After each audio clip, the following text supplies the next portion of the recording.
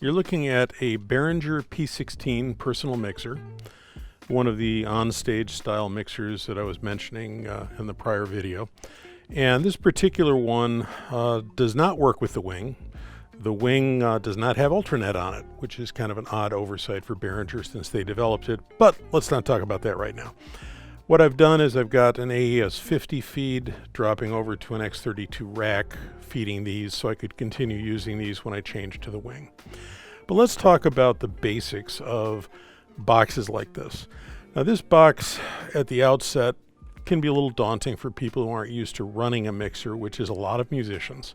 So let's just talk about some of the basics. You've got setup over here, things like linking, grouping, recall, and store, which are about what you'd think they are. Linking is locking things together, grouping is grouping things together, recalling is recalling, storing is storing. Wow, that was difficult. You also notice there's a main button here, and on this particular unit, you've got a master volume on the main mix bus, tone controls on the main mix bus, limiter and master output level. So you've got a lot you can do just on the main side of things. So once you establish a mix with all your channels, which are individual instruments, you can then do an overall EQ, overall adjustments. One thing you need to be aware of on this thing is it also has this weird feature. This is a switch and a knob. Now they did this for kind of a smart reason. Let's just say, and we're going to go put on something so we can pretend it matters. We're going to put on some bass.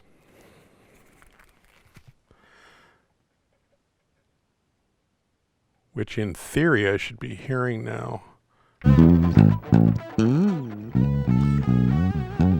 Well, actually, let's not do that. Let's recall a blank slate. So now I'm turning on some bass, and I got my bass channel going. And for some bizarre reason, in a hurry, I want to get rid of this guy. If I just press the button, it basically takes him out of the mix. Now, people sometimes will accidentally hit that while they're running the box, so that can be a little bit disturbing, especially if it's on the main. And that's a common thing. I'll get a phone call, I got nothing out of the box. And I'll go to your main and let me know if your button here is lit. And they'll go, oh, it's not. Okay, do that. That'll take care of it. So one of the features of this console, you'll notice this lit up red ring. On tone controls, similarly, you'll notice there's rings around them. Now, if you pick a particular channel, and we'll take bass just because it happens to be playing, and I want to adjust the bass, I start turning this knob. Until that light lights up, nothing's happening. These are virtual controls, so they don't actually take effect until the ring is lit. So for example, I'm going to go back to the beginning of this cut just so that we have more to work with. If I want to adjust the mids, I now have control over the mids. Now I have control over the frequency. So until the light lights up, I'm not actually doing anything. But once I am, I've got a fair amount of alternative EQs and things I can use on this. You've also got pan control, which is pretty obvious. And then you've got 16 individual inputs, which we'll talk about that in a minute, how those are assigned from the console and how you look at putting together what you want to feed to people. So let's just talk about the basics. So first thing is you're wearing both earbuds, because if you're not wearing both earbuds, go home, don't even bother with this. Starting with kick drum, which is the usual place that people tend to start with.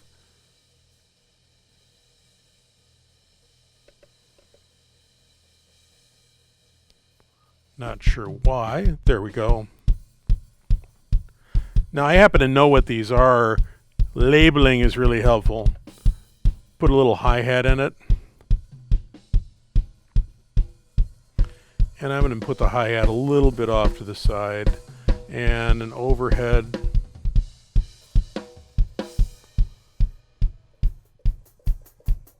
And I'm going to put the hi-hat a little bit off to the side.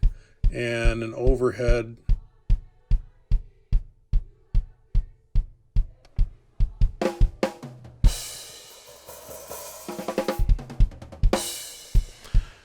Now we'll bring in some bass.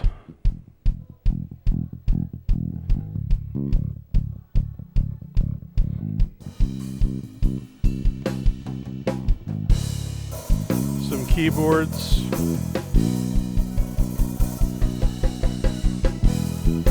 Some organ.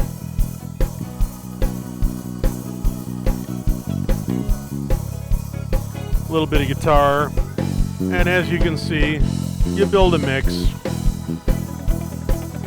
Then I'm going to bring in some reverb for ambience.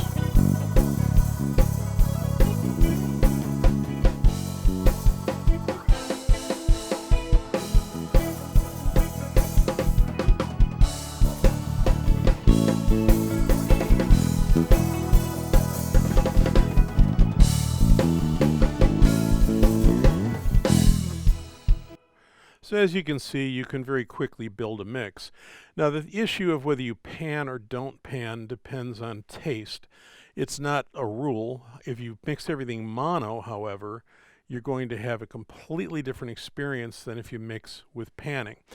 What happens is frequencies cancel each other in mono. Now if you're mixing through a mono PA, mixing mono here gives you a better idea of how your stuff might sound out at front of house, but in reality, front of house guy has control, and that's just his thing. So let's go back to this, and we'll pull up something else.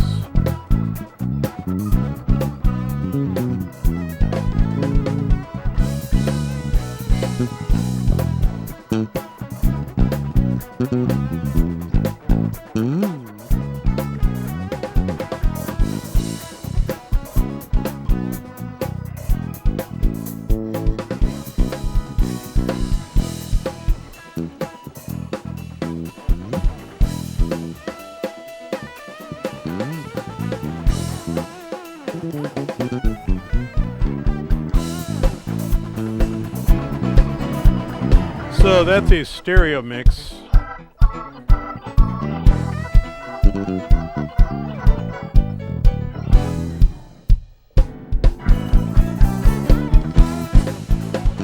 And there's a mono mix. Now there's some differences in level, of course, and other things. And obviously you can see stereo has a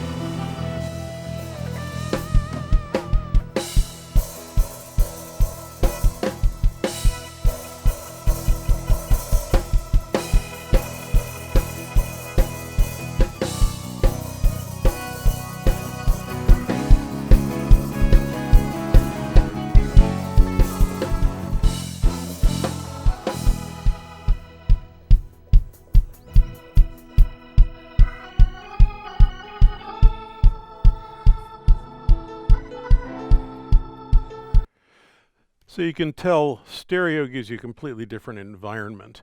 One of the things I was just doing, and that's something that's very important, is storing and recalling presets. Now in this particular box, store, you press the store button, which is there, and you notice something lights up. That just lights up the last thing you stored. So if I want to store this in 8, I press 8, then I press 8 again. Now it's stored. If I want to recall, I hit recall. Now I could recall 15, which I have, or 1. So you have to remember, where did I put my stuff? This doesn't actually tell you what's been saved. And I think they did that for a simple reason. If you come into this box and you don't know who saved what where, you got multiple people who use it, maybe it's not so cool to let everybody know where everything's stored. It's one of those, could have been either way. But right now in this box, it doesn't tell you anything other than where the last save was done. So if I want to recall, for example, a blank slate, I got that in 16. I got a mono mix in 15. I got a stereo mix in 1. So I've got all those things there, and obviously recall is a two-fingered thing, so you got to look at what you want to do with that. The other thing with this box is it has actual audio outs as well as headphone outs, so you can drive a wedge if you want, as well as driving your in-ears. It's got some nice features. But now let's talk about what's actually feeding this. And we've got a multi-track recorder built in here, and then we're recording the USB of what we're doing here on the other side. So this multi-track recorder, we're going to stop for a minute and we're going to go take a look at routing. Now on the routing page, you'll see this is the P16 page. Bass, you'll notice, is direct out channel 1. So that's what we had over there. Post EQ. Now the reason I did that in this case is that I'm mixing, quote, from front of house, and maybe I want the EQ up there. But if you wanted it pre-EQ, you just select pre-EQ. Gates and compressors on this particular rig show up on these channels from the actual channel settings themselves, regardless of any of these settings. Even if you go pre-everything, which is in with low cut, you're still going to get the gates and compressors, and they did that, I think, so that if the noisy guitar, which if you got a guitar that's buzzing, you want the gate to take that out of everybody's in-ears when the guy's not playing. Little things like that. And then you got other settings you can look at, what you want to do with them. But basically, if you want multiple things in a channel, you have to go use a bus. If you want direct outs for channels, you can do that. In the case of reverbs, you can have your effects outs in stereo coming back, pre-EQ, post-EQ. You got a number of features there that you can access. But it's very critical that when you're making these selections, you say, okay, especially if you're mixing from front of house, if I make a change, do I want the musician on stage to hear that change? So, for example, bass player, typically it would be pre-EQ, and that's the way you'd want it, so that the bass player sets his own tone. You out in your console can do whatever you want. It doesn't affect him. Same thing typically with any major instrument. You give them a pre-EQ. Now in the case of the organ, however, because it's a Leslie, sometimes they'll want it post-EQ and they'll ask you to EQ it a particular way for them. And then you just live with front of house the way you have it. Any other things you can have either pre or post EQ depending on what sounds best to the musician. And then you can also have mutes pre or post. So if you go with plus M, that means it's going to be muted when I mute it. If it doesn't have plus M, it's going to be live all the time. So you can have a virtual sound check on stage with nothing coming out of the PA. So these settings are critical to getting a good result out of the system. I will say again that with I'm going to turn off this recorder because we're no longer doing anything with this particular recorder. Let's stop that one. Pretty cool that you can have 32 channel recorder here doing whatever, playback, and you have another one recording things. And then this same card can be played back in the live card of the wing, so you can work on things over there. But what I ended up doing here, just so you can see this, I'll pull this out. I ended up, for my in-studio side of the world rig, got an X32 rack here, which has 32 channel recording capability and all of that. And it also has the ability to tie to ultranet to let these work so that I can use them in here instead of having to buy the very expensive new version of an in-ear box that they came out with for the wing. So when they came out with the wing, they came out with a very expensive monitor box. It's really cool, 48 channels, all kinds of nice features.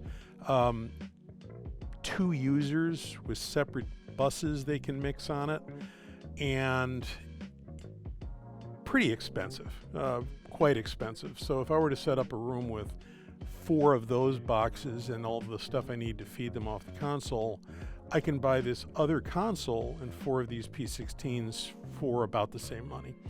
The other thing with that is when you're a musician and you're up on stage and you're actually mixing your own stuff, and even in the studio, unless you got a lot of time, there's only so much you can do. So do you really want to hand a musician a 48 channel monitor box shared with another player where you're group A, they're group B, and you guys are like splitting a mix and screwing around with knobs all day long? Now, admittedly, once you create a preset, depending on what it is you're using it for, maybe it's great. But keep in mind with everything, complexity can be difficult. And when you're getting into simplicity, sometimes it's nothing more than getting a really good, and we'll show you this one, a really good headphone box. This happens to be a fairly inexpensive one. Personal monitor amplifier. You can take a bus off the console and feed this directly. It's got a couple of XLRs on the back. You can feed that and have a mix off the console without all of this fancy stuff. Or you can have a mix off the console wireless. There's a lot of ways you can do it. So you got to look at the success of in-ear is going to be A, use them properly, B, get good ones, and C, find an operating mode that works for your people. And if it doesn't work for them, they're not going to use it, and you'll be back to wedges and you'll be sad.